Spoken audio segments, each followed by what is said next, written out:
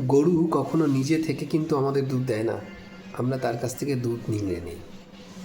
একটা গাধাকে দিয়ে সহজেই বোঝা বওয়ানো যায় না, আমরা তাকে জোর করে বোঝা বওয়াই। অথচ দেখো, একটা সিংহ, যার কাছ থেকে দুধ নেওয়া তো দূরের কথা, তার কাছে আমরা পৌঁছতেও পারি না। সে কিন্তু কারোর কোনো উপকারই লাগে না। মানুষ এক মুহূর্ত সিংহের কাছে গিয়ে দাঁড়াতে পারবে না, অথচ এই সিংহকেই আমরা কিন্তু রাজা বলে মানি। আর যে মানুষটা খারাপ কাজ করে তাকে আমরা গাধা বলি। আসলে আমাদের সমাজে মানুষের ক্ষেত্রেও কিন্তু তাই।